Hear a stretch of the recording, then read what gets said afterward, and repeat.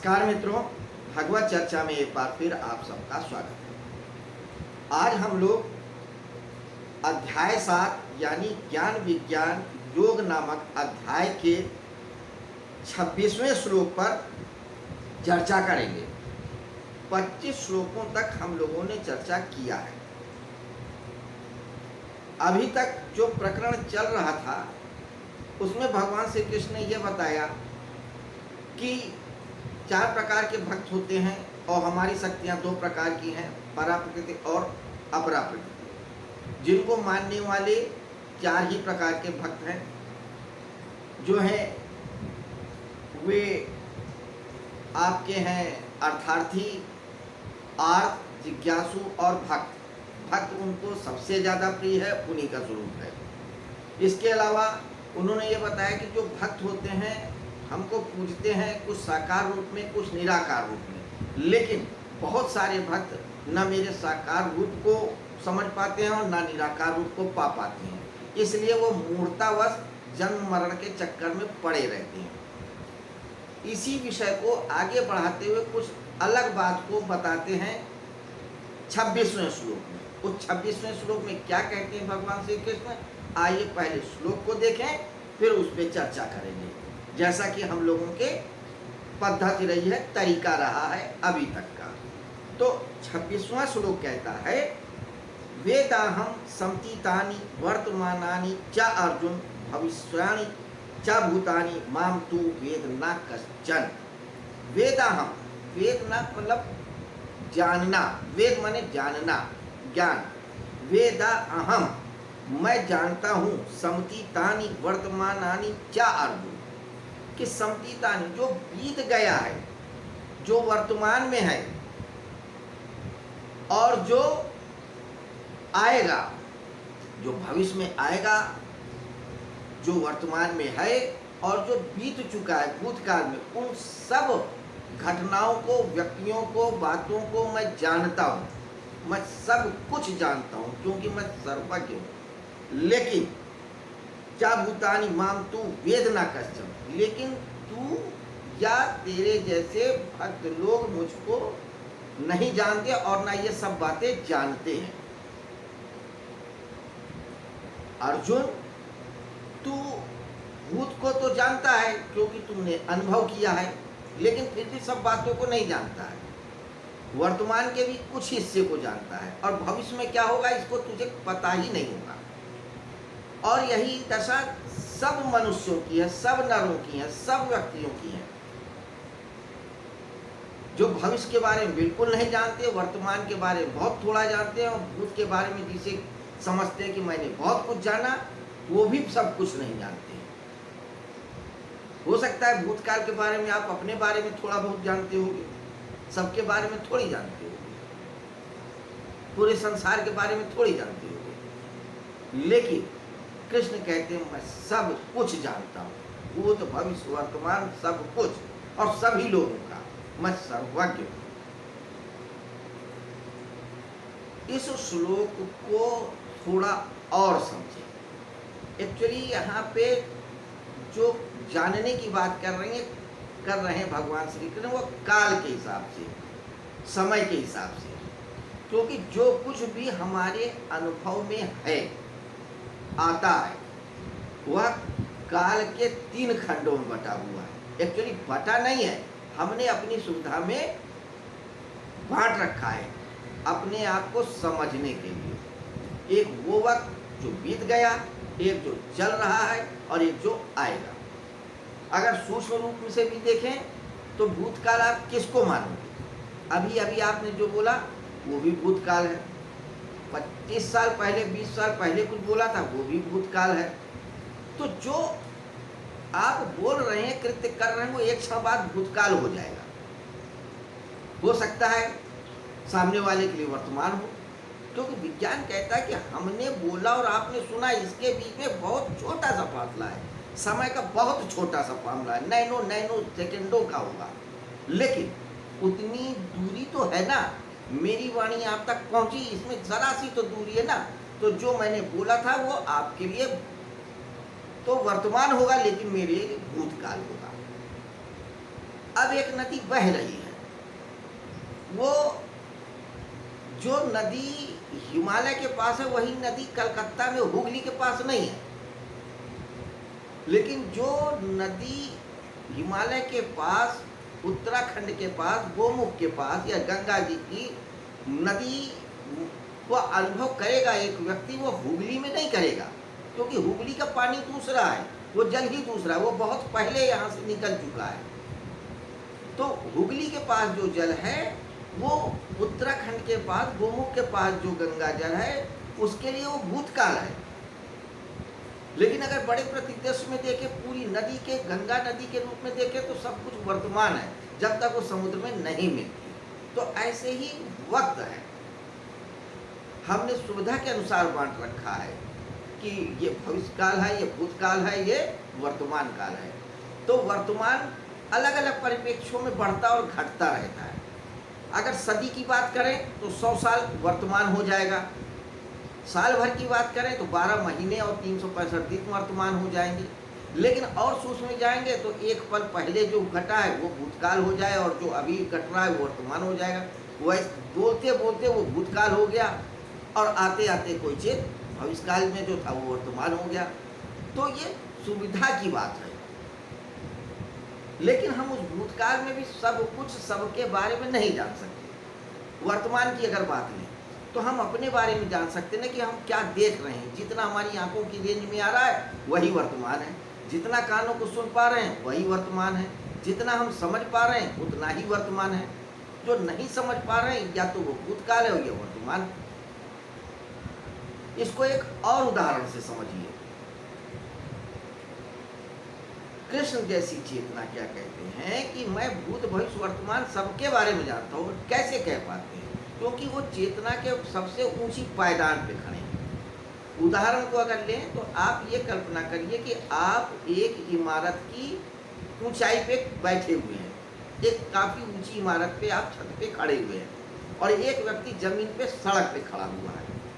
अब आप उससे कहें देखो थोड़ी देर में एक बैलगाड़ी आएगी या एक कार आएगी लाल रंग की, आप कहोगे कि हमें तो दिख ही नहीं रहा है। आपको इसलिए नहीं दिख रहा है क्योंकि आप नीचे खड़े हो और वो व्यक्ति ऊपर की तरफ खड़ा है, तो वो सड़क को दूर तक देख लेता है।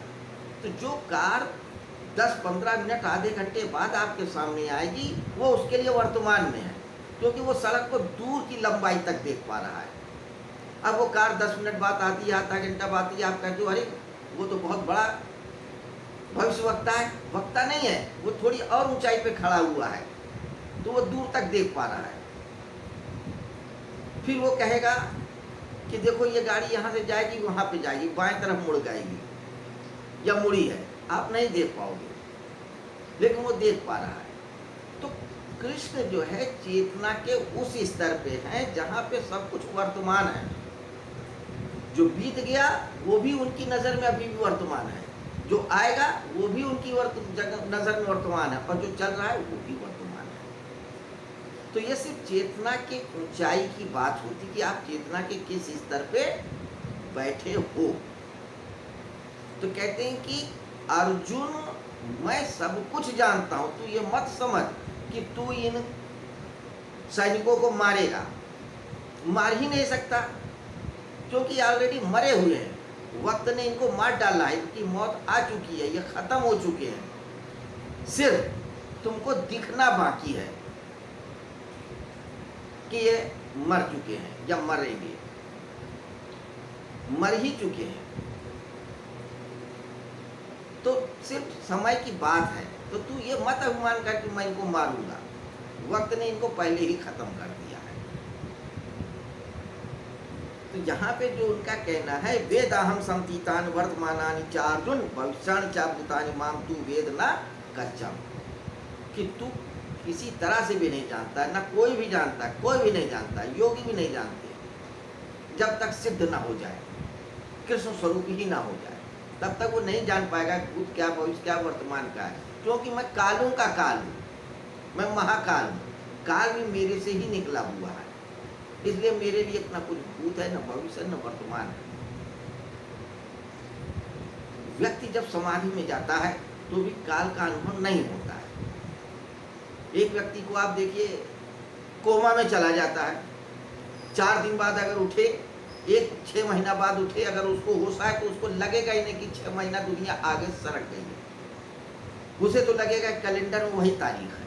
हुए हैं ऐसे केस, लोग लंबी निद्रा में चले गए, कोमा में चले गए, लेकिन जब कभी होश आता है तो पता लगता है कि वो अपने आप को उसी काल, उसी महीने, उसी ईयर में समझते हैं। फिर उनको समझाया जाता है कि नहीं, काल बढ़ चुका है। तो चूंकि कोमा में जाना भी ध्यान की ही अवस्था में जाना है, लेकिन कोमा बोध नहीं होता है, ध्यान में बोध होता है, लेकिन काल रुक जाता है। समाधि, समय की अवधि जो है रुक जाती है समाधि में, तब न भूत रहता, न भविष्य रहता है, न वर्तमान रहता, सब कुछ रहता, बस होता है। उसे आप वर्तमान भी नहीं कह सकते, होता है। अगर वर्तमान कहना चाहो तो कह सकते हो, लेकिन भूत भविष्य वर्तमान सब एक साथ परिदृश्य में रहता है। तो अर्जुन अहंकार मत रख कि मैंने मारा है या मैं मारूंगा, क्योंकि सब कुछ करने वाला तो मैं ही हूँ, सब कुछ जानने वाला मैं ही हूँ। युद्ध के बाद जब अर्जुन लोगों को अहंकार हो गया कि हमने तो बहुतों को मारा, इतने सारे वीरों को मारा, वो कहे मैंने इतने वीरों को मारा, उनको मारा, तो फिर यह हुआ कि इसका निर्णय कैसे हो। तो लोग जाते हैं कुरुक्षेत्र के पास एक पहाड़ी में बर्बरीक का सिर रखा रहता है। बड़ी प्यारी कथा है हमारे पुराणों में। बर्बरीक के बारे में कहा जाता है कि वो एक राक्षस का पुत्र था, राक्षसी का। उसको ये वरदान था माँ का या किसी का कि तू कभी हारेगा नहीं, लेकिन शर्त इतनी है कि तू लड़ेगा उसी की तरफ से जो हार रहा होगा, तो वो टीम जीत जाएगी, वह पक्ष जीत जाएगा। तो जब महाभारत का युद्ध हुआ, दुदुम्बी बजे, शंख नगाड़े बजे, तब लोगों को उसको भी पता लगा कि एक बहुत बड़ा विश्व युद्ध हो रहा है। तो जितने भी वीर थे सबका खून खौलने लगा, सबके अंदर उत्तेजना आ गई कि चलो उस युद्ध को देखते हैं, हम भी लड़ते हैं, अपने जो है ताकत दिखाते हैं। दूर दूर के दुनिया के राजा आए, महाराजे आए, वीर आए युद्ध में भाग लेने के लिए। कोई कौरव तरफ से खड़ा हो गया, कोई पांडव की तरफ से खड़ा हो गया। तो बर्बरीक भी आया, और बर्बरीक को वरदान के अनुसार पता लग गया था कि कौन हारने वाला है, तो वह कौरवों की तरफ से लड़ने जाता है। कृष्ण जैसी चेतना उसको जान जाती है, तो बर्बरीक से धोखे से नहीं, दीक्षा में उसका सर मांग लेते हैं। जब सर देता है बर्बरीक, तो कहता है कि भगवान आप ले लो मेरा मस्तक, लेकिन मेरी इच्छा है कि मैं महाभारत युद्ध देखूं। तो कृष्ण उसके सिर को एक पहाड़ी पे रख देते हैं, जहाँ से वो पूरा युद्ध को देखता है। खैर यह एक सिंबॉलिक कथा है, हकीकत हुई होगी, लेकिन इसके गुण रहस्य है जिस पे चर्चा फिर करेंगे। तो बर्बरीक के पास जब अर्जुन वगैरह युधिष्ठिर लोग गए पूछने कृष्ण के कहने कि युद्ध में किसने सबसे ज्यादा वीरता दिखाई, किसने सबसे ज्यादा सैनिक मारे, तो बर्बरीक ने कहा कि मुझको तो लगता ही नहीं किसी सैनिक ने कोई एक भी व्यक्ति को मारा। मुझको जो दिखा, जो अनुभव हुआ, उसमें यही दिखा कि कृष्ण ही दोनों तरफ से युद्ध कर रहे हैं, इधर से भी उधर से भी, इधर के लोगों को भी मार रहे हैं, उधर के लोगों को मार रहे हैं। तो युद्ध करने वाला भी वही कृष्ण थे और कराने वाला भी युद्ध थे, हारने वाले भी कृष्ण थे और जीतने वाले भी कृष्ण थे। तो कृष्ण के सिवा कुछ भी नहीं था, तो जो कुछ भी था वह काल था, महाकाल था। तो कृष्ण काल है, महाकाल है, वहाँ समय रुक जाता है, कुछ न वर्तमान होता है, ना भूत होता है, ना भविष्य। तो जब व्यक्ति भी उस ऊर्जा तक, उस ऊंचाई तक पहुंच जाता है, तो समय अपना बल खो देता है, समय नहीं रह जाता, सिर्फ वर्तमान होता है, शुद्ध वर्तमान होता है। और जहाँ पे कुछ नहीं होता, ना संशय होता, ना विषाद होता है, ना हर्ष होता है, ना शोक होता है, ना लोभ होता है, ना मोह होता है, ना अच्छा होता है, ना बुरा होता है, सिर्फ होता है। यही परम तत्व की अवस्था होती है। इस परम तत्व तक पहुंचने के लिए हमें अर्जुन जैसा बनना होगा, पात्रता पैदा करनी होगी। अगर हम विदुर जैसे भी बन जाएंगे तो भी हो सकता है ज्ञान मिल जाएगी, लेकिन वो अनुभव नहीं मिलेगा। हो सकता है धृतराष्ट्र बन जाए तो कृष्ण की कृपा होकर के हमको भी दिव्य दर्शन के बारे में सुनने को मिल जाए, लेकिन हम अनुभव नहीं कर पाएंगे। जो अनुभव करता है वही ज्ञानी है, वही विज्ञानी है, वही योगी है। तो समय के पार जाने की जो प्रक्रिया है वो भगवत गीता में भगवान श्री कृष्ण ने बताई भी है, लेकिन जरूरत है हर श्लोक की मनन करने, चिंतन करने, निधिध्यासन करते और कृष्ण के ऊपर श्रद्धा करने की। जब तक श्रद्धा नहीं है कुछ भी नहीं है, सब कुछ ब्लैंक रहना है। तो मित्रों, ये थी भगवत गीता के 7वें अध्याय के 26वें श्लोक पे छोटी सी वार्ता।